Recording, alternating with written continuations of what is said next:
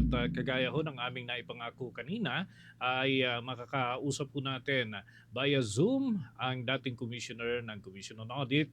Babati natin muli sa Bombo Radio Philippines where nationwide and worldwide tayo napapakinggan, napapanood pa. At i-welcome po natin si Binibining Heidi Mendoza. Welcome to the program. This is Bombo Dennis Hamito. Magandang gabi po sa inyo. Hello, Bombo Dennis, at Yun. sa lahat sa mga Bombo listeners and followers. Magandang gabi rin. Salamat sa imbitasyon. Opo.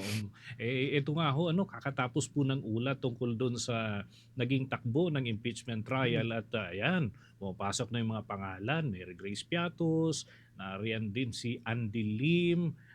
Hindi ho naman natin to,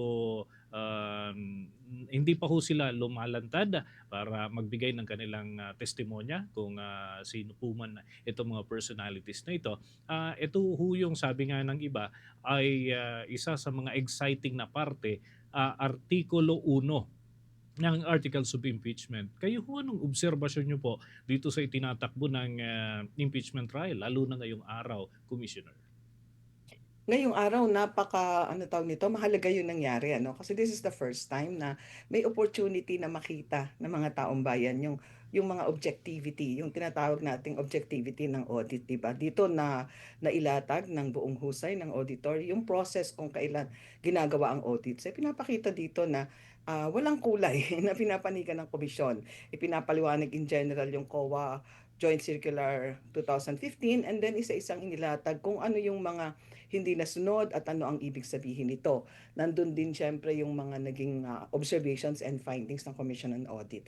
So, mahalaga ito kasi kung tutuusin, kahit ako, ayaw naman nating pumanik sa isang, di ba, sa isang partido. Kaya lang, ang dami kasing mga hindi tamang balita o impormasyon na ikinakalat, At dahil doon, kahit tayo ay retired na, kailangan nating magsalita para ituwid at maging malinaw ano ba ang dapat malaman ng ating mamamayan sapagkat after naman itong impeachment ang mag-aano talaga ay ang taong bayan, di ba? And then narinig ko kanina sa report ninyo na maganda yon dahil katulad ng aking mga hinahanap at inaasahan magkaroon ng reforms, di ba? Yung Joint Circular 2015-001 in-issue nung nandun pa ako, that was 11 years ago. Mhm. Tama ba? Oo. So parang ang tagal na niyan, At yun yung first attempt na paghiwalayin yung confidential at saka intelligence. Kaya maraming nalilito di ba? At sinakyan nila yung kalituhan na yon, no? So, pangalawa, nabanggit kanina ni Congressman Chua yung nahirinig ko yung gagawin na hindi temporary ang position ng Special Disbursing Officer. Yan naman po ay hindi na kailangang gawin pa ng panibagong kasi nandun na po yan sa tinatawag nating basic or fundamental laws on disbursement and yung accountability, Talaga hong basta pinag-usapan ay pananagutan, malinaw po ang alituntunin ng batas diyan. Una, hindi nga pwedeng i-transfer yung cash advance. Pangalawa, kailangan meron tinatawag nating bond, di ba? Kasi yun nga ho, iniiwasan natin Medyo itong audit na ito po ay binabalanse natin yung tinatawag nating flexibility and accountability. So, kailangan yung hahawak na malaking pera ay fully bonded. At nabasa ko nga rin, parang ang maximum daw na bond na mai-issue ay 100 million. So, dapat hindi na i-exceed yung bond na yon kasi ang kailangan natin protection nandito ay yung pera ng gobyerno. At ang auditor na andyan regardless kung sino ang nakasakdal, regardless kung sino ang kailangan magpaliwanag. At kami naman, kahit mga retired na, ganun din ang paningin namin. Kailangan namin magsalita upang linawin at hindi maging ito na parang away ng kulay o kaya away sa politika lang. This is not a political noise. This is an accountability issue. Hmm. Okay.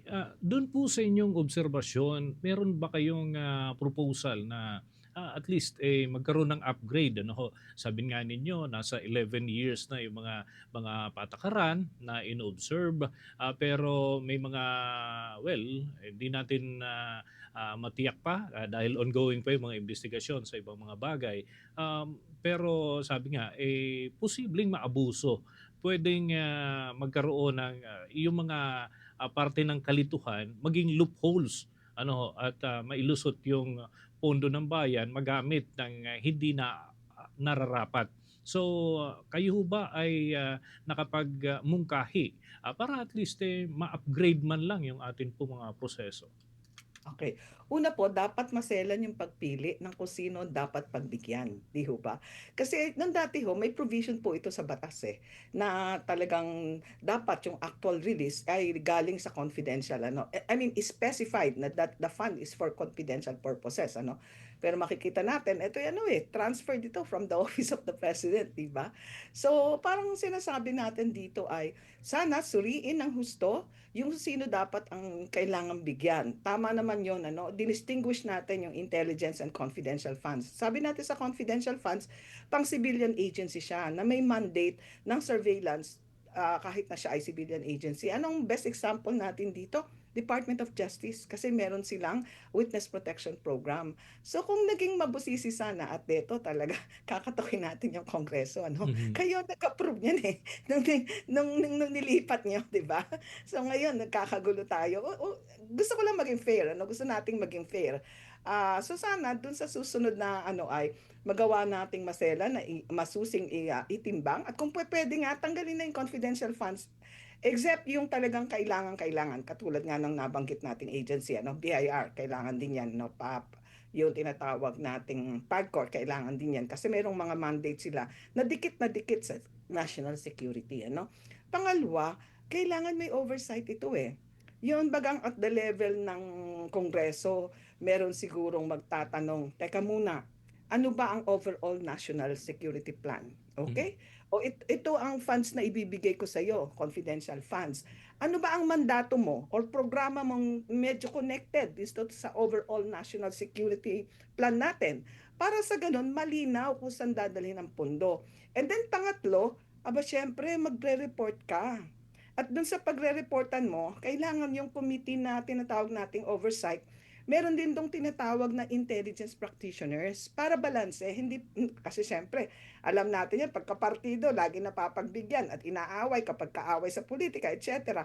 Sana maiwasan natin ito, manggawa tayo ng independent oversight sa level ng Congress na titingin ano ang paggagamitan. Pangalawa, paano ginamit? Para malinaw, di ba? Dahil after all, this is for a public purpose. And after all, this is a public funds. Pera natin ito, di ba? Di ba mas malinaw kung halimbawa may magpapaliwanag. Ito po yung National Security Plan natin. Kunyari, at ito po ang koneksyon ng aking ahensya sa National Security Plan na yaan. Ang ahensya ko po ay in charge sa ganitong programa. At ito po ang aking mga plano. Ito yung nandun sa physical financial work plan, di ba? At ito po ang paggagamitan ko ng pondo. And then pag natapos na, i-report din niya base po sa perang nabigay sa amin at in relation to the overall national security plan, ito po ang aming ambag o ang ambag ng aking opisina na nakatanggap ng confidential funds sa overall national security plan. Para dun ho, napapag-usapan at hindi tayo nanghihinayang. Alam po mga kabombo radyo, ang sakit ng loob ko, yung Philippine Coast Guard, ang liit-liit ng funds na nabibigay sa kanila, ginigiba tayo ng gusto ng ating kapitbahay, di ba? Mhm. Pero itong mga ito na hindi nga malinaw kung bakit nabigyan, parang ang dali-dali lang at ang laki-laki. Pangalawa, iisang tao yung nag-maintain ng dalawang confidential funds ng dalawang opisina, di ba? Na itong mga red flags na ito, dapat nakita yan during the budget hearing. Doon ako na-frustrate. Hindi ako na-frustrate dahil kumakampi ako dito, kumakampi ako doon. Hindi. Na-frustrate ako kasi nakikita ko yung vulnerabilities ng public financial management, ng budget process, especially sa legislation.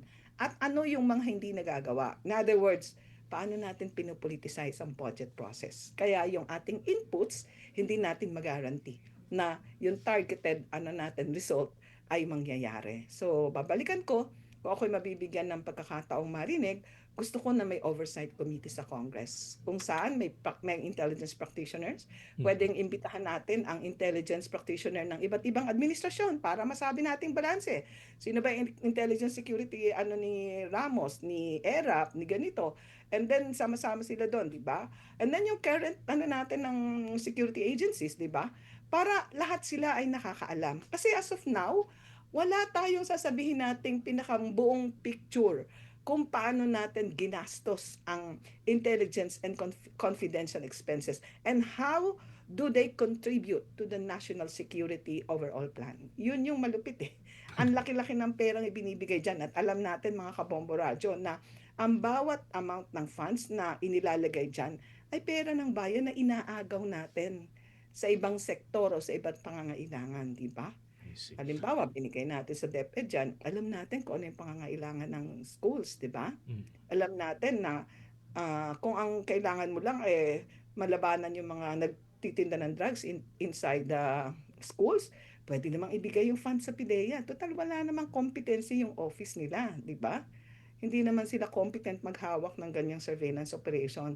Ipapasa at ipapasa din. So ito, kitang-kita natin yung vulnerabilities at gusto kong sabihin sa mga paliwanag ng auditor, ako ay sumususun lang sa sinabi ng auditor, parang napakalinaw, 'di ba?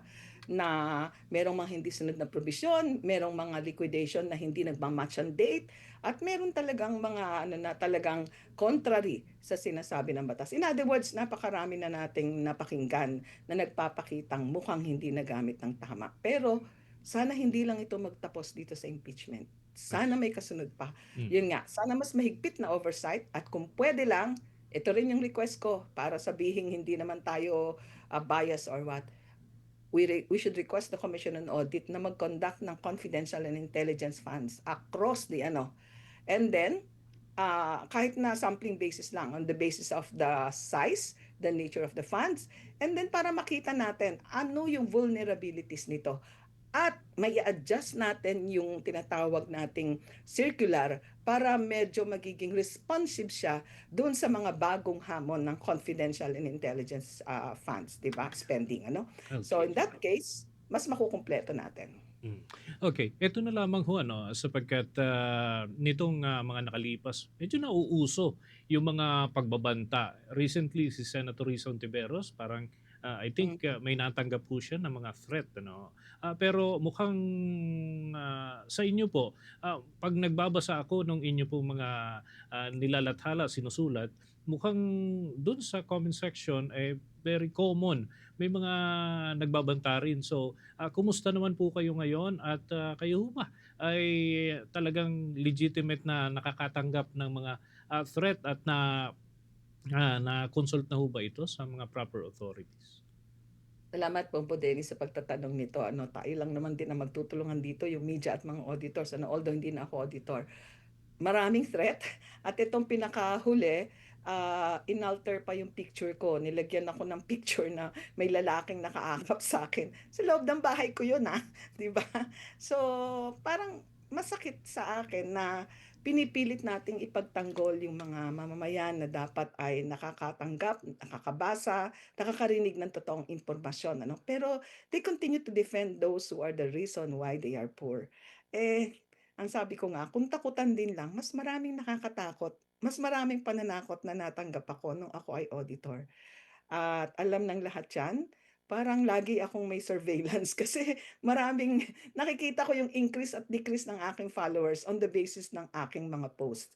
But we have to continue kasi kailangan nating labanan yung disinformation in the same way na nilalabanan natin ang katiwalian. Parehas yun, yung paglaban sa disinformation ay paglaban din sa paglawak ng katiwalian kasi binabaliktad nila yung naratibo, Yung mga dapat ikulong, sila yung mga naging hero. Yung mga yung mga audit opinion ginagawang pang-explain na, ay hindi daw, ang audit daw na, opinion na clean, ibig sabihin ay na-solve na. Alam mo yun yung masakit dun, 'di ba? Forever nilang binubudol yung followers nila.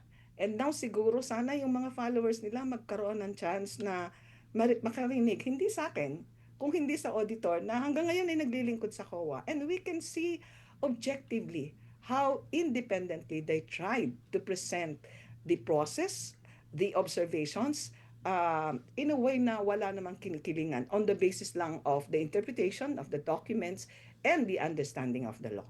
Okay. With that, maraming salamat po sa mga pagpapaliwanag po na ito. And sana magkaroon ho tayo ng part 2 ng ating pong interview for some other topics na makakatulong po sa ating sambayan ng Pilipino. Maraming salamat at mag-ingat po kayo palagi.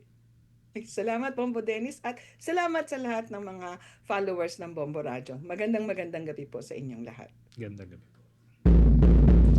Mga kabombo, mga ka-Star Nation, nakausap po natin ang dating commissioner ng Commission on Audit at isang certified public accountant, si Binibining Heidi Mendoza, ang atin pong nakadaupang palad sa Himpapawid via Zoom, mga kabombo at mga ka-Star Nation.